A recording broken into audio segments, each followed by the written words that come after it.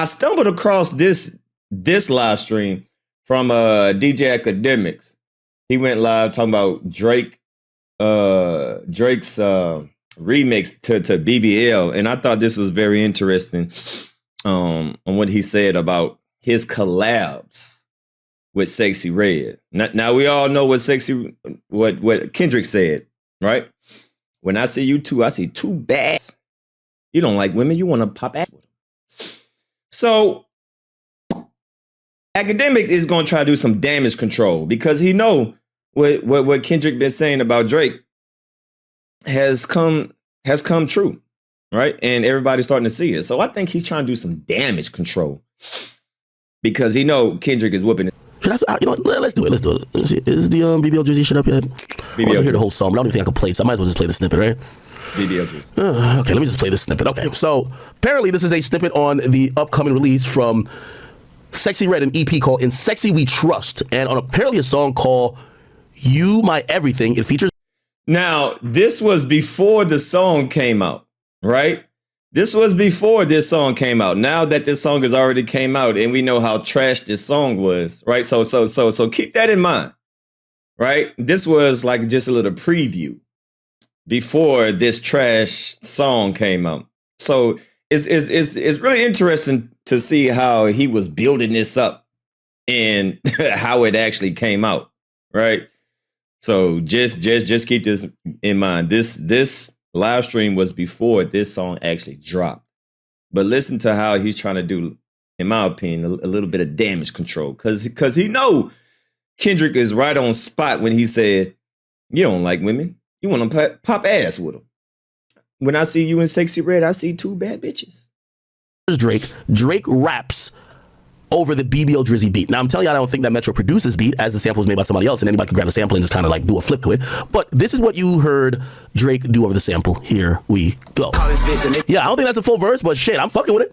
Hey, from what I've heard from people who have heard the whole song, they say Drake went crazy on this. I think Drake is a marketing genius for flipping this, even though I'm gonna be honest with you, I think fuck marketing. Drake's the biggest. He don't need marketing. If anything, I looked at this and I think Drake, coming off of the high intense, I drop a song, you drop a song, I drop a song, you drop a song with Kendrick, and even though he was going at Metro and the rest of them too, I think Drake is just kind of showing people that the things y'all think bother him don't bother him. So more cap.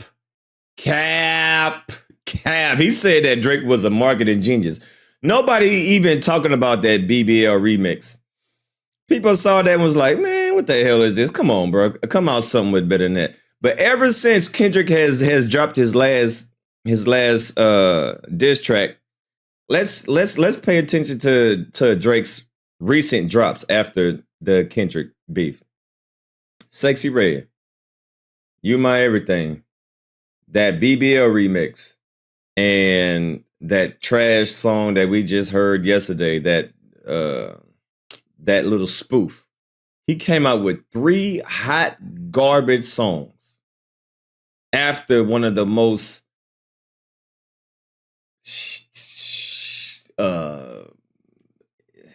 probably one of the most craziest beefs that we have seen in a long time. This is how you choose to respond back? Instead of like dropping actual radio hits or something like that, you decide to follow up with 3 trash songs. Yeah, Snow Bunny. What's his name? Snow D something. I don't even know his name.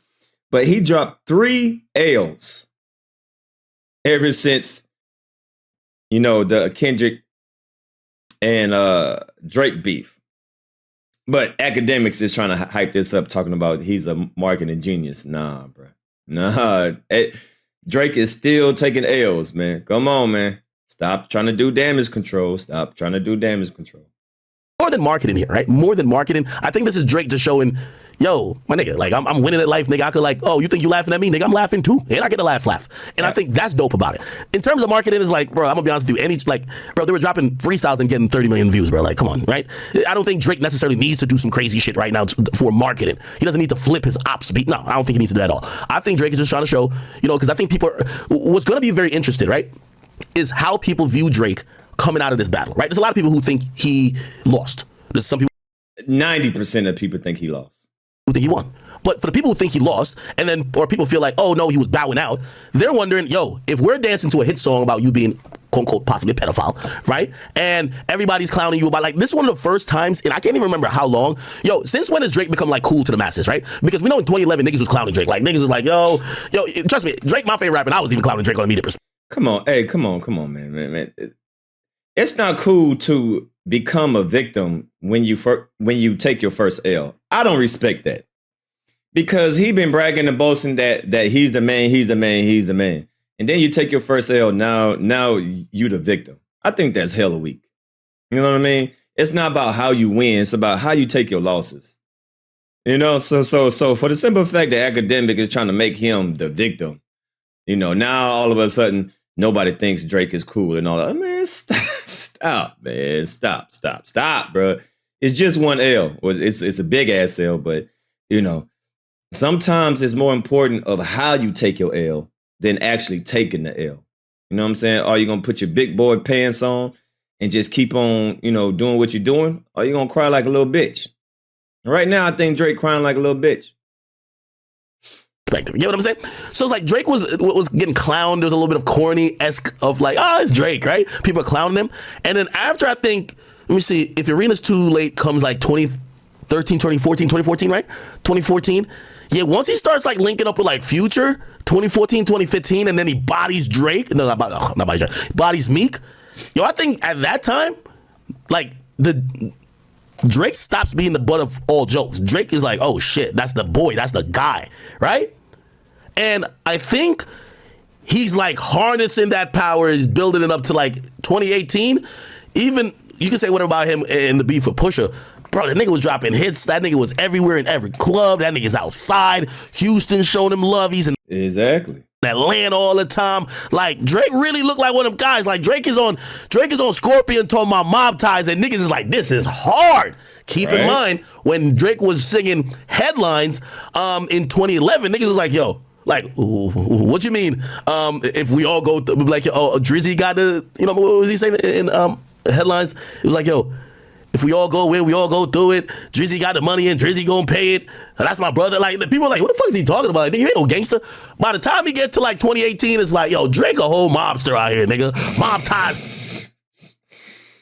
Yeah, and you know what's funny? I was watching this video. Dang, I should have pulled that up. Drake did an interview. Dang, I should have had that, because while Ak's talking about this, I seen an interview today of Drake. Let me see if I can find that interview.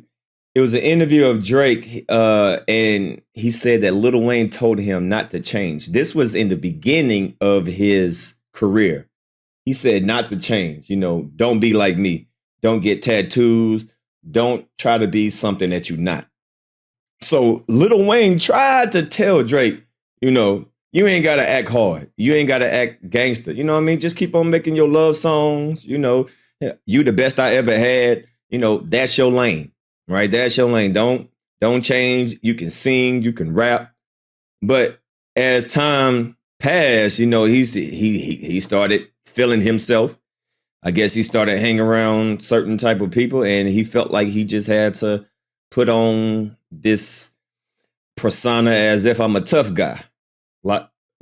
Like he actually from the streets. Like he got shooters around him and stuff like that. And I think that's where, you know, that was his downfall. You know, he just should have stuck in his lane, you know, talk about women, talk about his relationship problems and all this stuff, you know, because that's how he began. But the more and more he kept making music, the more, you know, number one hits. Now all of a sudden he a gangster, he mob ties, he, you know, doing this, he got people in the videos. Now he talking about now he allegedly sending people to get beat up, and got his bodyguards beating up people and, you know, jumping people, you know, allegedly, you know, allegedly now Drake think he a monster. So I think that was his downfall. And let me see if I can find that interview that I seen earlier today. I thought that was interesting.